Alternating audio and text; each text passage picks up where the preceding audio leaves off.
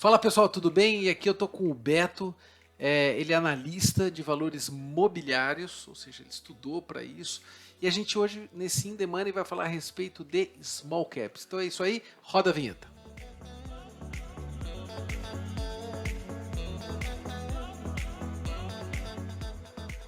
Fala Beto, tudo bem? Como é que você tá? Fala aí, cara, tudo bom? Pô, prazer estar aqui de novo. Que bom. Super legal participar aí do seu canal. Show de bola. Nossa, muito legal. E a gente vai deixar esse vídeo aqui, pessoal, tanto no meu, né, no meu canal, quanto no canal do Beto. Vou deixar aqui embaixo na descrição o site dele, né, o link do YouTube. E é um prazer aqui estar com o Beto, é um cara que estuda bastante, pessoal, né? Super dedicado, faz as coisas com o maior detalhe possível. Então, por isso que eu trouxe o Beto aí para a gente bater um papo a respeito desse tema que é muito interessante, que são as small caps. Muita gente sempre vê empresas grandonas aí e às vezes esquece de algumas gemas, né? A gente fala que são algumas gemas porque tem, às vezes, um potencial explosivo aí de crescimento, né? Então, Beto, sem mais delongas, vou deixar com você. Fala um pouquinho pra gente o que é uma small cap. Falei, cara, tá bom, beleza, obrigado. Bom, na verdade a gente está falando aqui de algumas teses de investimento, né? Então, quando a gente vai investir em renda variável, existem diversas teses no mercado. Então, desde aquela tese mais simples, que é investir em um índice que replica o mercado inteiro, até teses de investimento que são compras de ações pontuais, né, usando stock picking. Outras teses investir em temas, né, de empresas, sei lá, empresa relacionada a cannabis, por exemplo, tá na moda aí. Então, eu invisto num índice, alguma coisa referente às empresas, ou até mesmo por tamanho de empresa, né? Então, eu invisto em empresas que são acima de um valor de mercado X, empresas que estão numa faixa de valor de mercado entre X e Y. Então, quando a gente fala de small cap, né, investir em small caps, a gente está falando justamente de investir em empresas que estão numa faixa de valor de mercado tal, e são empresas, obviamente, até pelo nome menores, né, do que outras grandes conhecidas, né, por exemplo, Vale, Itaú, enfim. E são empresas que ou são mais recentes na Bolsa Brasileira ou são simplesmente empresas realmente menores que daí ou estão começando agora e ainda vai crescer, ou são empresas que realmente são pequenas e continuam pequenas aí há um determinado tempo, por exemplo. Então, acho que fica legal, a gente pode falar um pouquinho de valor. Se a gente, deixa eu até compartilhar aqui com vocês. Bom, isso aqui é uma tela que classifica um pouco o tamanho de empresa, né? Só para a gente começar a tangibilizar números, né? Então, não tem uma regra muito clara para falar de tamanho de empresa, mas é o que a maioria do mercado utiliza. Então, empresas de menor porte, elas costumam ter um valor de mercado de até 2 bilhões de reais. Então, tem algumas quebras aqui, nanocap, microcaps, alguns investidores ou algumas instituições utilizam, outras não. Enfim, mas a gente pode classificar esses três primeiros grupos aqui como empresas de menor porte. Empresas de médio porte variando entre 2 e 10 bilhões de reais, e as maiores acima de 10 bilhões aí, né? E tem aquelas gigantes com mais de 200 bilhões. Então, pelo tamanho de mercado, pela valorização atual da empresa, a gente consegue ter uma ideia onde essas empresas classificariam. Ótimo. Eu acabei até aproveitando, né? Fiz uma análise aqui, fui pegar a lista das empresas na Bolsa Brasileira e fui contar, né? Fui olhar o tamanho delas e fui contar. Então, nesse primeiro quadro aqui, deixa eu ver se eu dou um zoom aqui para ficar fácil para a gente ver. Então, nesse primeiro quadro, a gente pode ver algo em torno de 270 empresas. A maioria delas a gente pode ver nessa classificação entre média e pequena. E poucas empresas, né, acima de 200 bilhões. Né? Até separei aqui nessas duas colunas quais são essas empresas, né, só por curiosidade. Uhum. E a gente pode olhar nessa dinâmica aqui, por exemplo, quais são os segmentos, né? Então, se eu for olhar, por exemplo, small caps, a maioria das empresas de small caps, elas estão classificadas como consumo cíclico, bens industriais, de TI financeiro, né? Então, o grosso está aqui. Uhum. Tem outros segmentos, mas aí já não é o maior volume. Uhum. E se a gente for olhar, sei lá, talvez pensando em olhar empresas, né, individuais, a gente poderia ver, talvez, olhar aqui individualmente. Interessante que essas financeiras que você mostrou aí, né? Provavelmente devem ser mais essas fintechs, né? Porque as grandonas, tipo Itaú, Santander, Bradesco, estão tudo lá nas blue chips, né? Pode ser essas fintechs que estão começando agora. Tudo bem que a gente já tem as exceções aí, os Nubank da É vida e verdade. etc., que já entram como Como blue gigantes, chips, né? né? Mas, sim, tem outras empresas de fintechs que estão ali entrando como small cap. Então a gente tem aqui a lista, né, nessas duas colunas aqui, a lista das 97 empresas. Então a gente poderia trabalhar de forma individual. Então, quero analisar as empresas. Pode ser alguma opção. Eu destaquei alguns casos aqui que são empresas que eu estou estudando até para conhecer mais, que em algum momento eu já ouvi falar, já vi alguma propaganda, já consumi os produtos dessas empresas. Então são empresas que não, quando a gente bate aquele olho assim, fala, pô, isso aqui não é estranho. Uhum. Então eu destaquei alguns casos aqui, né? Por exemplo, a Kepler Weber, tem mais outros casos. Padtech é uma voltada Fibra, mais né? De telecom, de né? telecom, Uhum. Positivo, né? De computadores, Sync também nesse mundo, Isso. a Viz. Então tem um grupo aqui de empresas que não são recomendações, mas são empresas que acho que pela relevância dela, não por valor, mas pela relevância histórica, ou pelo segmento que elas atuam, podem ser interessantes aí para a gente dar uma analisada. Uhum. Interessante também colocar aqui que também nada é recomendação, né, Beto? Nada é recomendação. Eu acho que quando a gente fala de investimentos, o importante é a gente estar sempre estudando. Então a gente está aberto a ter aquela coisa de estar estudando sempre aquilo que faz mais sentido para o nosso portfólio. Então, eu gosto de investir em small cap. Pode ser uma tese interessante, né? Até porque muitas vezes não tem tantos analistas, não tem tantos bancos, não tem tanta recomendação em cima de empresas small caps. Então, para quem acredita, por exemplo, em value invest, né? Naquela história de que nem sempre o preço é o valor justo da empresa, pode ter uma empresa que está super descontada, tem pouca gente analisando, tem pouca gente estudando sobre ela, e tem uma oportunidade na mesa ali que a gente está deixando passar, né? Então pode ser uma forma de se investir. Acho que uma outra forma interessante também é investir num índice de small cap, né? Então, se você por acaso não tenho tempo de estudar individualmente as 97 para escolher qual é a melhor e etc. Pode ser talvez investir no índice, né? Então tem, por exemplo, o índice Small 11, é um índice da Bolsa Brasileira que replica justamente as empresas de small cap. Exato. Então pode ser uma forma também. Então, ou fundo de investimento também, né? Tem alguns fundos que são focados em small, né? Tem fundos de investimento, com certeza. Então, assim, tem várias... mesmo quando a gente fala só do segmento small cap, tem 2, 3 jeitos ou maneiras diferentes de se investir. E pode fazer assim, mais sentido para um, mais sentido para outro. Eu, pessoalmente, até porque eu gosto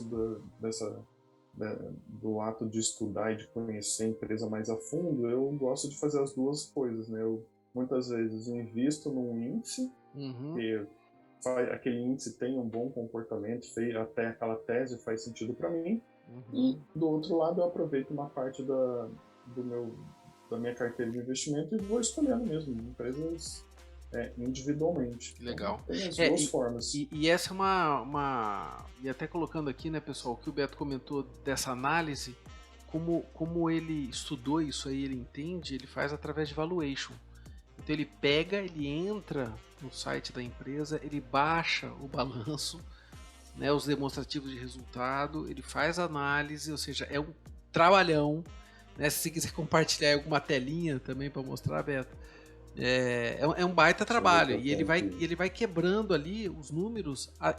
E basicamente é o seguinte: tem várias técnicas, né, para fazer valuation, mas vamos colocar uma que é o fluxo de caixa descontado. Então ele faz uma projeção de fluxo de caixa, porque a gente não tem bola de cristal, então a gente não sabe o que vai acontecer.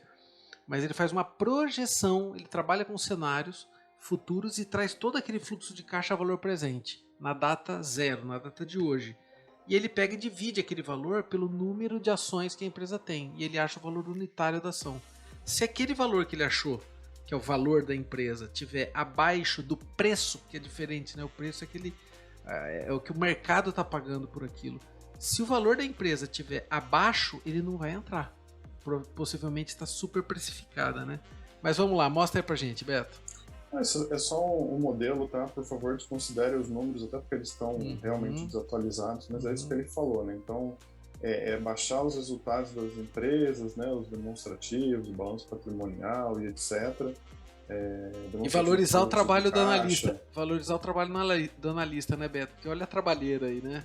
E aí utilizando premissas para crescimento, G&A, depreciação, juros, etc., projetar fluxo de caixa, trazer a valor presente considerando uma taxa de desconto e chegar num preço-alvo aí em diferentes cenários, né? Então, um cenário mais pessimista, se a empresa não vai crescer tanto, um cenário base, pode ser que a empresa cresça mais com base no seu histórico. Então, você começa a comparar e chegar em valores que podem ocorrer ou não, dependendo de cada um dos cenários, né? E aí a gente faz o chamado valuation da empresa e compara com o preço atual, né? Se o preço atual da empresa, por exemplo, tiver com muito descolado dessa análise que a gente fez, pode ser uma boa opção comprar aquele papel pensando em um investimento aí, até porque esse valuation, por exemplo, a gente pode fazer de 5 anos, 10 anos, existem alguns modelos.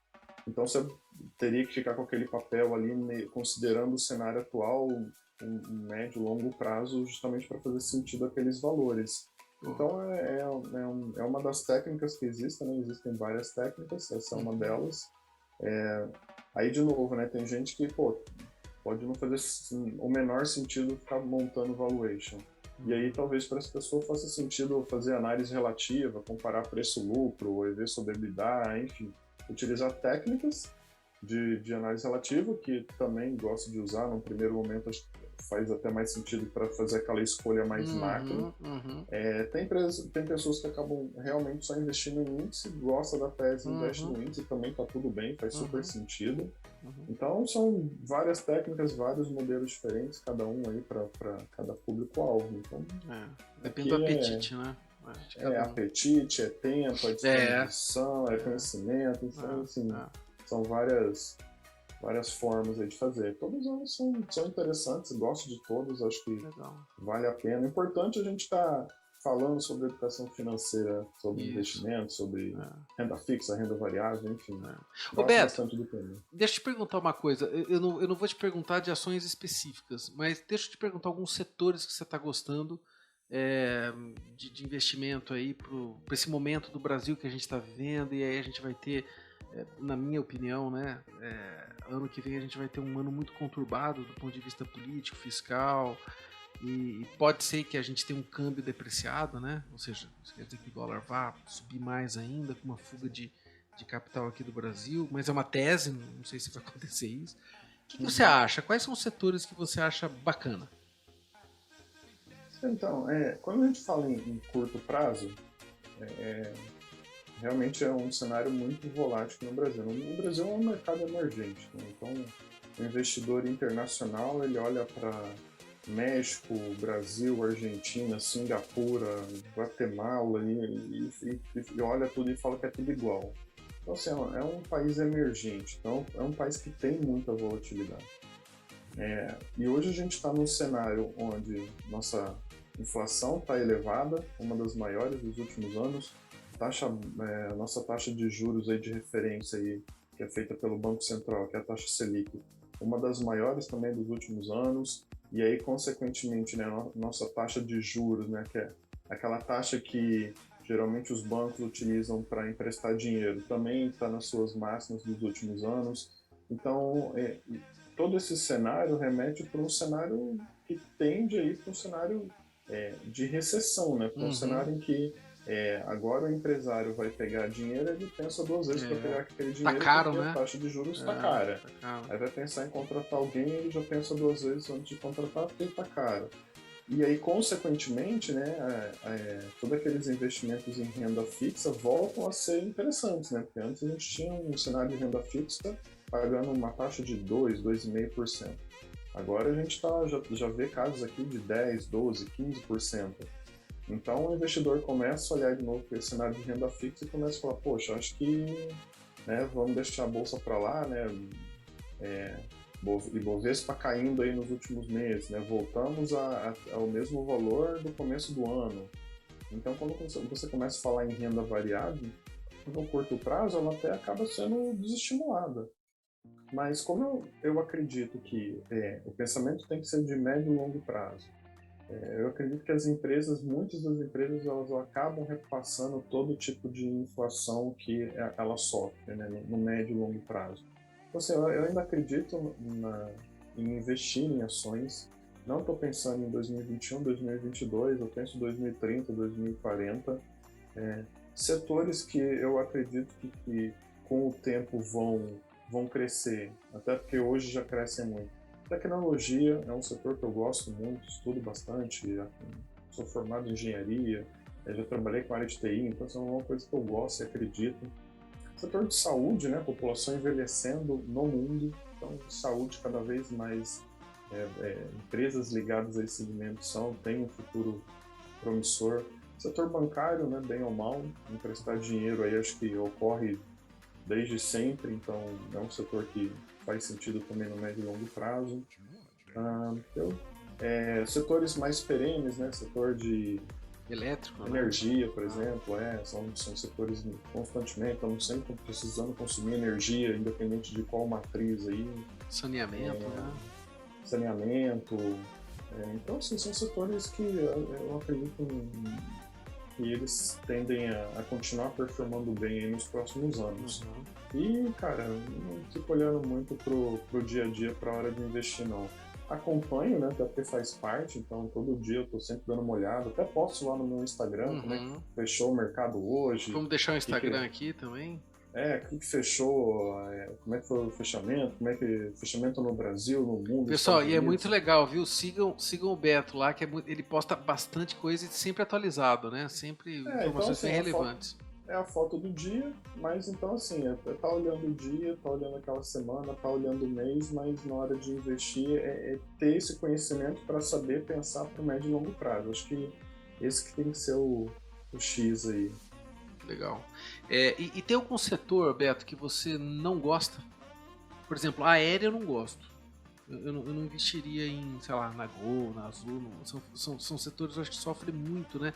Por exemplo, veio uma pandemia dessa, olha a bagunça que fez. O próprio Warren Buffett é um que fala que não gosta de aéreas, né?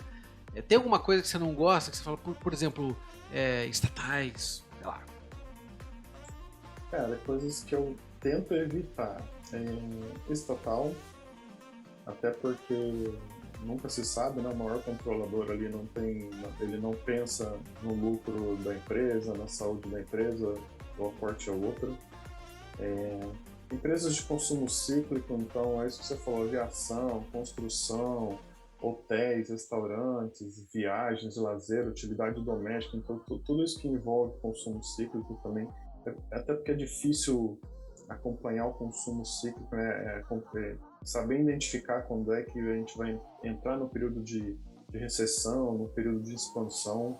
Então, eu tento evitar esses segmentos. E materiais básicos, né? Madeira, mineração, químico, commodities, né, cara? Commodities é um negócio que também é difícil de precificar, é difícil de entender para onde o commodities está indo. Então, são setores que eu costumo evitar por não conhecer tão a fundo e achar que eu vou gastar muita energia para conhecer. Então, eu prefiro ler a tese de uma empresa de tecnologia, uma NVIDIA da vida, que é algo que, para mim, é mais simples do que uma empresa de madeira e celulose, porque eu não conheço o processo, apesar de, quando você fala assim, cara, você plantar árvore, colher árvore, mas como eu não conheço, nunca trabalhei e não atuo, eu acabo evitando, e pela dificuldade de acompanhar a evolução da commodity, né? O ciclo de evolução, né? Se vai estar em crise, se são...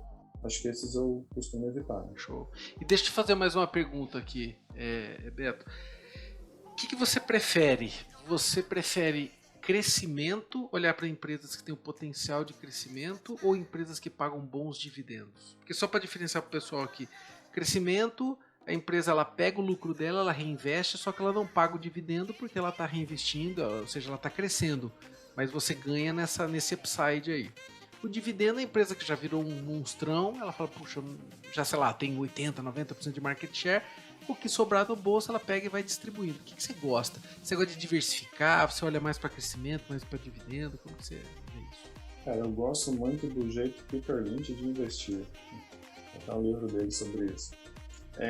Que não tem que excluir nada, não tem que mais um ou outro. Os dois, por que não os dois? Cada um tem, por exemplo, quando a gente fala de empresas de dividendo, é lógico que a gente está pensando num curto, médio prazo, porque o dividendo vai começar a cair hoje na minha conta. Então, quando eu invisto numa empresa dessa, eu estou pensando no hoje, no amanhã, daqui a 1 ano, 2 anos. Quando eu vejo empresas que são que ainda não pagam dividendos, mas que são empresas de crescimento, eu já estou pensando em médio e longo prazo, porque a tendência é que no futuro essa empresa vá me pagar dividendos. Então, pensando que lá na frente ela pode me pagar dividendos, invisto nela desde agora, né? Até porque ela tende a valorizar ao longo do tempo. Então, eu acho que não precisa excluir nada, você só precisa talvez calibrar dentro do seu portfólio quantos por cento para cada um. Né? Eu meio que perguntei porque eu já escutei uma vez uma tese dizendo o seguinte: quando a pessoa não tem um patrimônio muito grande, você vai na de crescimento para capitalizar, ou seja, para você fazer dinheiro, você vai ganhando 10, 20, 30% vira dinheiro, mais 40% vira dinheiro. E aí na hora que você já tem um patrimônio interessante, você fala, agora eu vou viver de renda. E aí você faz aquela migração, por exemplo, para o setor do elétrico, para o setor de saneamento, e aí vive passivo, renda passiva. Faz sentido? Faz sentido, faz sentido. Ou que quando você fala isso, você está já caracterizando assim, pessoas que são, por exemplo, pessoas que são mais jovens, não tem família formada, não tem, está começando a carreira.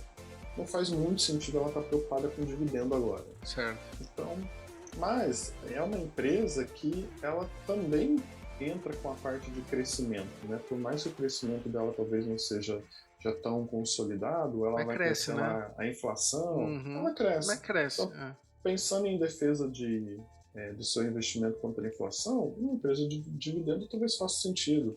Mas aí talvez não seja a maior proporção da sua carteira, vai ser lá, sei lá, 10, 20, 30%.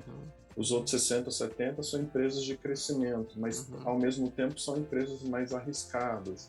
Então acho que depende muito de onde você está na vida. Eu já estou na fase aqui, né, 40, na faixa dos 40, então eu costumo mesclar, eu acho que ainda eu vou viver, a expectativa nossa de vida é até os 100 anos, então a gente tem mais 60 anos para investir. Então faz sentido ter empresa de crescimento? Pensando em 60 anos para o futuro, faz, sim, ela pode ser uma empresa de dividendos. Mas eu talvez já queira pagar alguma conta aqui de casa já pensando em usar dividendos? Faz sentido, então talvez investir.